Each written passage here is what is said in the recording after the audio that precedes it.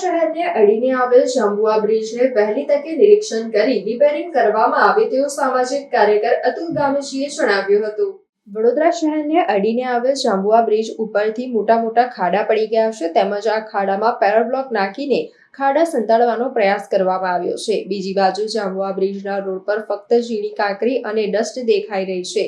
આ જાંબુઆ બ્રિજ પર વાઇબ્રેશન મારી રહ્યો છે। આના કારણે અનેક વાહન ચાલકોને ધીમે ગાડીઓ ચલાવવા પડે છે। સાથે આ જાંબુઆ બ્રિજને પહોળો કરવા માટે કેટલાય સાંસદોએ વચન આપ્યા છે, પરંતુ આ જાંબુઆ બ્રિજને પહોળો કરવામાં આવતો નથી, જેના કારણે દૂર સુધી ટ્રાફિક જામના દ્રશ્ય સર્જાય છે।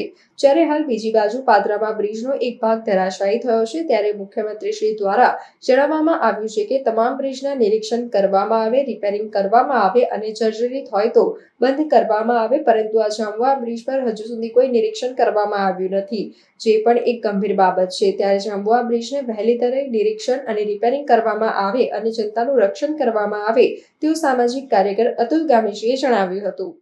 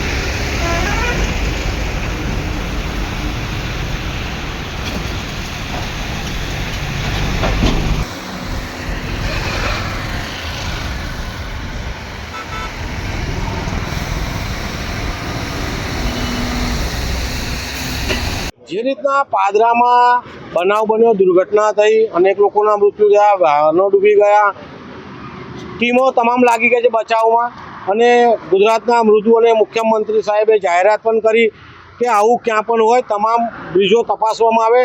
પરંતુ આ વડોદરા શહેરનો જાંબુઆ બ્રિજ છે, જે બ્રિજ ઉપરથી પણ ખખડધજ હાલતમાં દેખાઈ રહ્યો છે। કોઈ વ્યવસ્થિત ઉપરનો રોડ દેખાતો નથી, ઉપર રેતીને છારું બધું ઉપર આવી ગયું છે। જ્યાં ગાબડા પડ્યા ત્યાં પેવર બ્લોક નાખીને ગાબડા છુપાવવાનો પ્રયાસ કર્યો છે। તો જે રીતના મૃદુ અને મક્કમ મુખ્યમંત્રી દ્વારા હુકમ કરવામાં છે એનું અહીંયા પાલન કરવું જોઈએ। આ જાંબુઆ બ્રિજ અત્યારે વાઇબ્રેશન પણ મારી રહ્યો છે, તો વડોદરા શહેરના સાંસદ સભ્યોએ મુલાકાત લેવી જોઈએ, અને આ જાંબુઆનો બ્રિજ જે સાંકડો છે એને પહોળો કરવા માટે અનેક સાંસદ સભ્યો જનતાને ગુમરાહ કર્યા છે। તો આ તમામ સાંસદોને અમારી વિનંતી છે, અને હાલના સાંસદ સભ્યોને પણ વિનંતી છે કે જાંબુઆનો જે બ્રિજ છે એને પહોળો કરવામાં આવે। જો પહોળો નથી કરતા તો પોર્ટ સુધી ટ્રાફિક જામના દ્રશ્યો હોય છે, આ બાજુ વડોદરા સુધી ટ્રાફિક જામ સર્જાય છે।